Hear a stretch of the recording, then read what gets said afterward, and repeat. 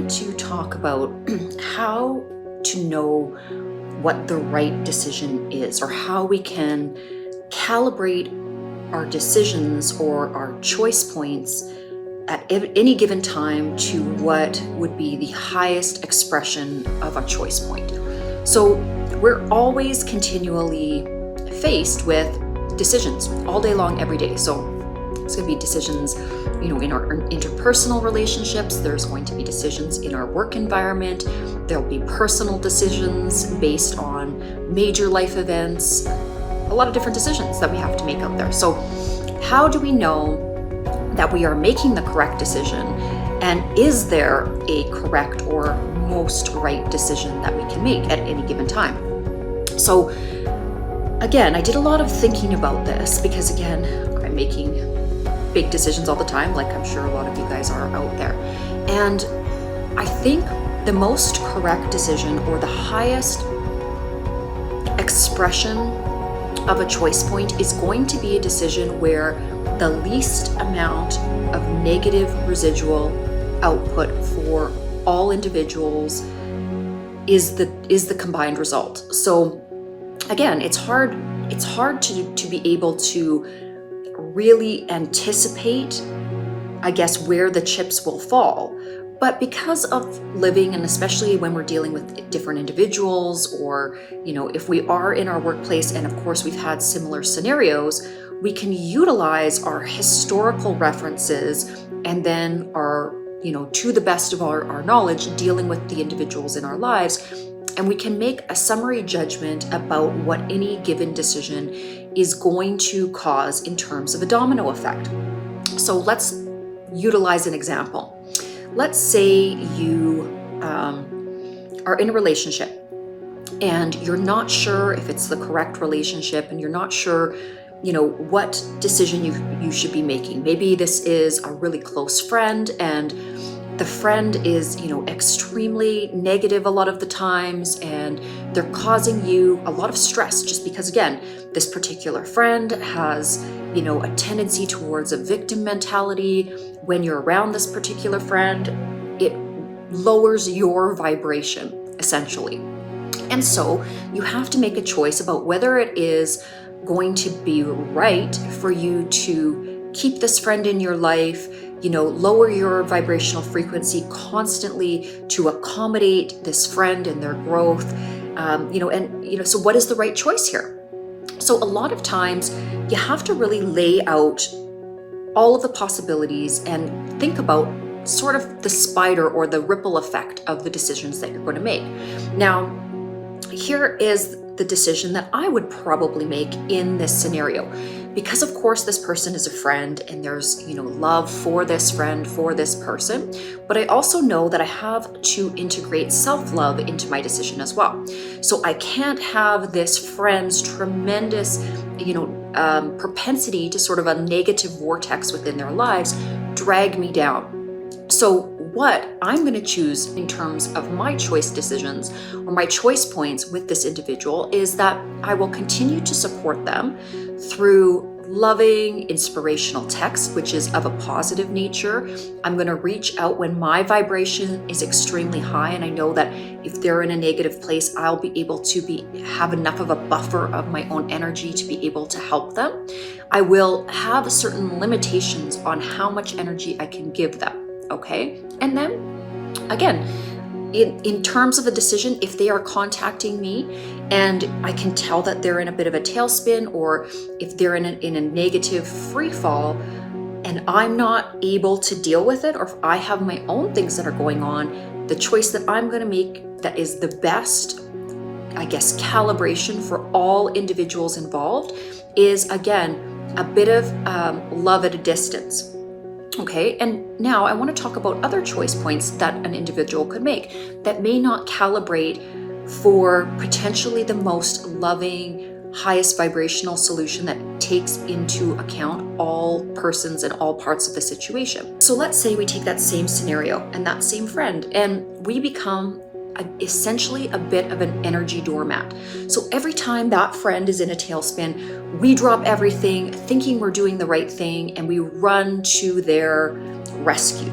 Okay, this is creating a perceptual or a perpetual cycle within this almost codependent relationship, whereby that individual will always be, basically stealing your positive energy. Because again, if you are vibrating at a very high frequency and you have a lot of positivity to give, then a lot of times when people are in that free fall, they'll kind of grab out for you. Now, I'm not suggesting that you don't lift a hand to those that are falling. That's not what I'm saying at all.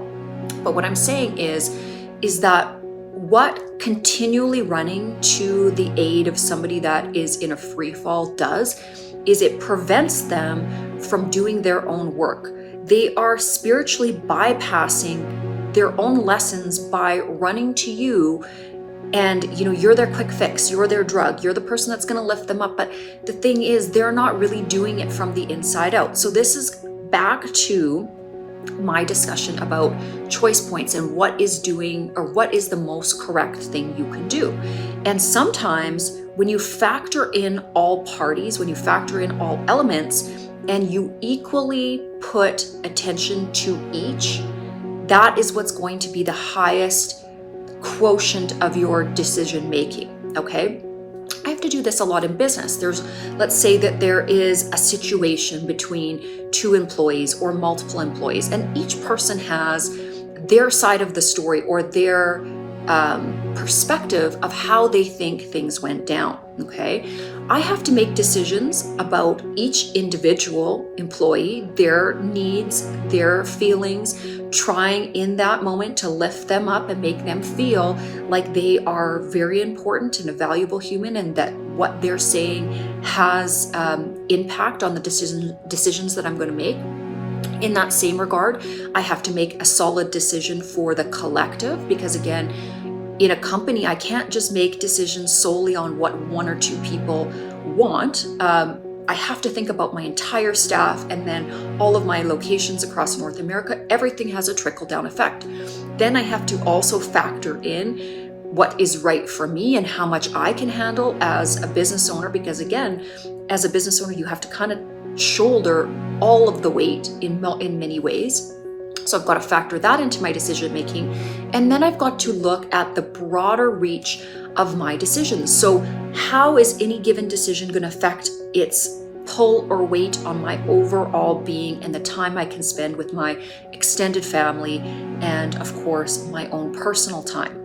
So again, when we think about these decisions, it is so important, really, at any given choice point, that we really try to factor in the best possible outcome for the collective and all parties. And this will often take the individual to write things down, to really look at what is the most elevating for each individual, and then look at what is the most elevating if we kind of spread all of the quote-unquote wealth of raising the vibration or aiding the other, and we distribute it equally, because everything again is trying to come back to an equilibrium. The universe is based on this principle of equalization. So when we start to think in this way, okay, because again, in the principle of duality, we often teach the principle of service to self or service to others. And really, truly, in the laws of creation and the law of one, it is the service to oneness, because there is always going to be a need for service to self, and there's always going to be a need for service to others. And it's really when we can get exceptionally good at figuring out that algorithm of service to all, okay, that we become almost a master of manifestation and creation. Because when we can think of it this way, so service to self and service to the collective, to service to others, and really bring that principle of oneness together, so that when we are in service, we are servicing both the self and the other to the highest possible potential outcome. And this does take a little bit of discernment. So that means that sometimes in our chaotic state, we have to slow down a little bit before we make a snap decision.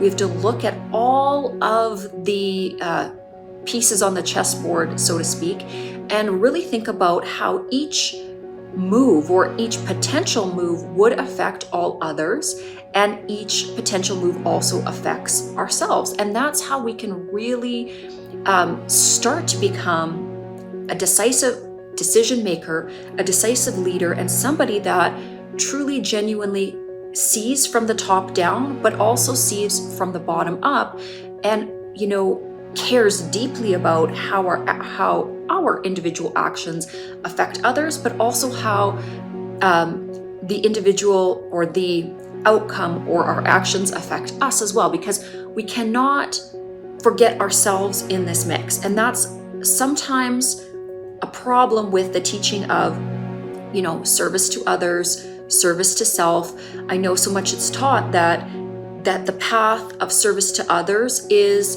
the most righteous path. And a good example of this would be Mother Teresa, an individual who gave her life to the service of others, which is a beautiful, amazing sacrament to what a beautiful heart she had.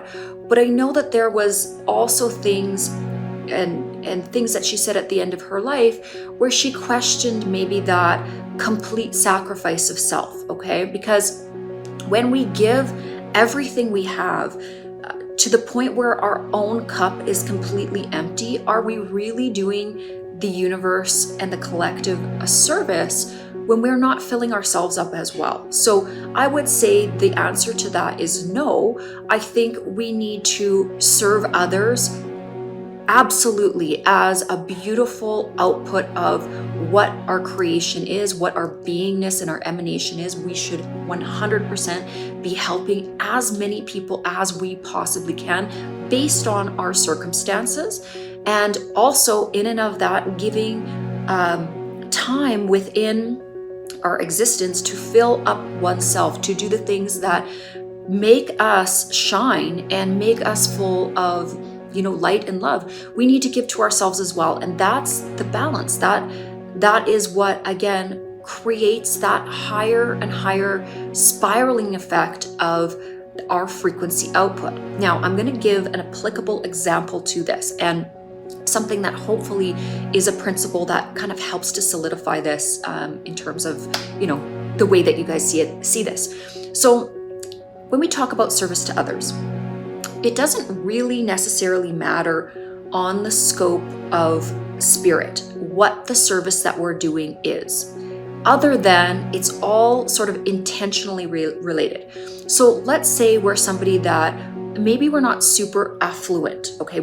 I grew up not having a lot of money, and so therefore, it would have been very impossible for me to say, go out and buy a new set of computers for a foster family. I mean, we were at that stage where, maybe we needed financial assistance. I know growing up, we had to go and shop at the Salvation Army at times. There was times where, we had to be very creative for how we got our food, those kind of things. So at that stage of the game, the only service I could give to others was, service of time, maybe writing poetry for people I liked, helping, being kind to animals, things, serving nature. So I would help, small bugs if they got into a pond, help lift them out. That was my service to others. And that's all I could do in terms of the resources that I had, and be a nice, kind emanation. So, showing up as best I could to my family, being helpful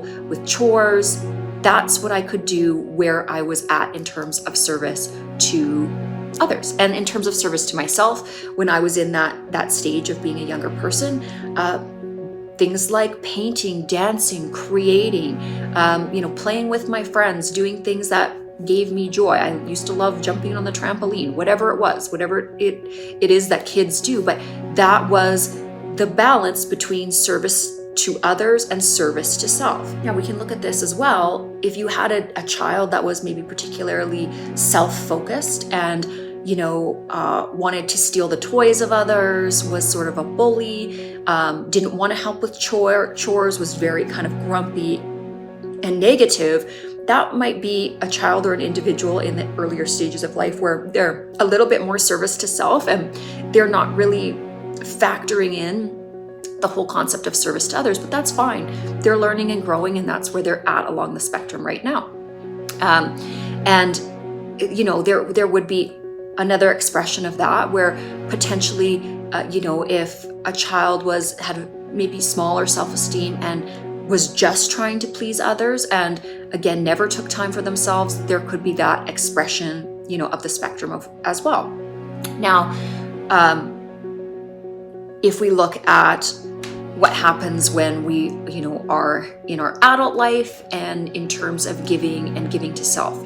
So there's not, like, the way that Source sees it, let's say you have an extreme amount of abundance and you have the ability to do great works and you can be a philanthropist and help many, many people because of the wealth that you have been able to gain through business or whatever it is. Now, absolutely, if you have abundance and you have tremendous abundance, then the expectation of the universe, I believe, when somebody holds extreme wealth or extreme abundance, is to therefore use those resources to extend them forward and to help the collective as best you can and really change the world in amazing ways. But just, if you take somebody that was, say, in the lower middle class and they didn't have an extreme amount of abundance, it wouldn't mean that creation or the quantum field would see them less than because, maybe all they could do would be helping out at their church or, doing gift baskets at Christmas or just taking the time to volunteer, say at the Boys and Girls Club, giving their time or being exceptionally present for their family, loving their children, really giving everything they could, in the moment to their families. In terms of the calibration of the quantum field or the way that spirit articulates or understands the output of that of any individual entity's beingness, it's all calibrated based on the resources that one has. So that's why you can never compare yourself to, say, a celebrity that, is giving millions of dollars. They have the ability to give millions of dollars, and therefore they are giving of what they can. That doesn't diminish the gifts that somebody has that are sometimes or would be perceived as smaller, because in the eyes of the Creator, the poor man that still gives, even when they are in lack, is such an immense gift. A king can give, a king or a queen or somebody that has immense riches. It's easy for them to give because they have everything.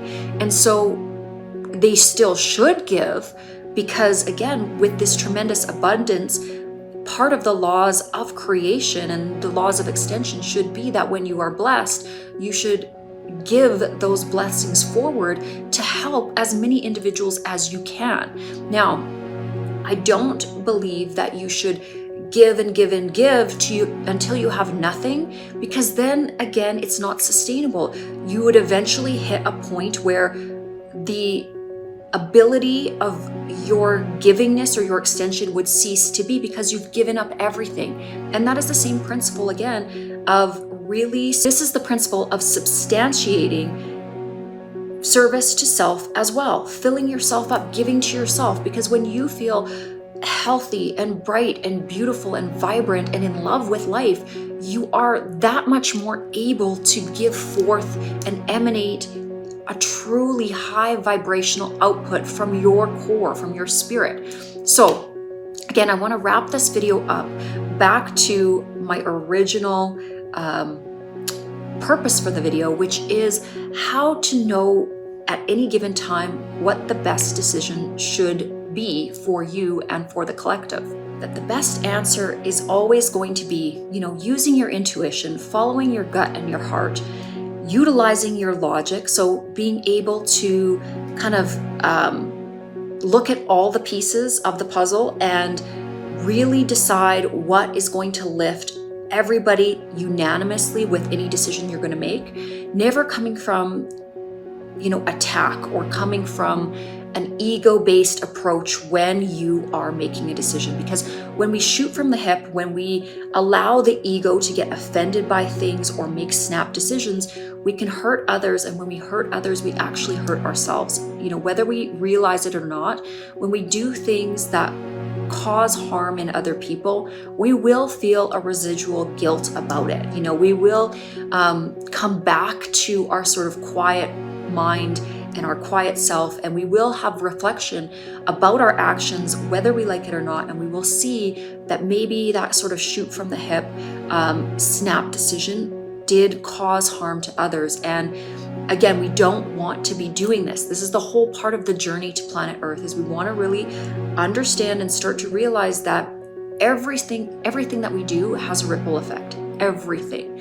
So that means the smallest decision, the largest decision, has a reverberal output that affects the collective, that affects the field. So this is why it is super important that we practice things like meditation, where we practice going into a space where we are calm, where we are connected from our heart space to the world at large, where we start to really entrain ourselves and ingrain ourselves in this attitude of absolute reverence and love for the natural world, because again, that sustains us. The natural world is us. And if we kill the planet, and if we kill the life forms, and if we needlessly and heartlessly consume everything around us, we won't have anything left for us. And so, our extinction will be a finality that is inescapable. So I think it is something that we all really, really have to cultivate. And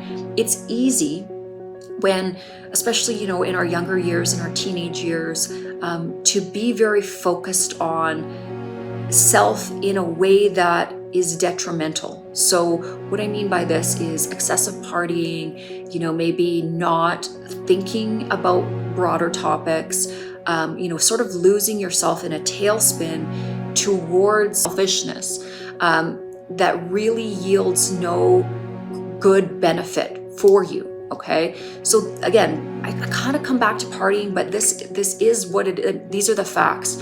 When we are just drinking and going out and doing this in a cyclical way that really yields zero benefits for our soul, it's a slippery slope, and it can actually in our later years really push us into depression. It can push us into a state where we really haven't accomplished the goals that we can see, people that might have focused on academics or their passions maybe realizing, and we can feel like a late bloomer, and that can be a frustrating, place to be in. And then there is kind of this cyclical patterning. So again, any choices you make, you want to look at the ripple effect of what happens from those choices. And if a choice to stay home on a Friday night with family and read a book and learn something, and that will calibrate to the fact that you get up bright and early the next morning and have a hike and go experience nature, and get to again have a beautiful full experience that next day. These are the things that at any given choice point, making decisions that have a positive ripple effect is how you build brick by brick by brick a beautiful existence and a beautiful life. And it really does happen kind of at these slow and steady increments, but it is worth delving into this personal reflection on our decision-making processes and really who and what we want to become. So again, happy Sunday, guys. Hopefully this was some insight for you, and have a great and fabulous week in all you create and all you do.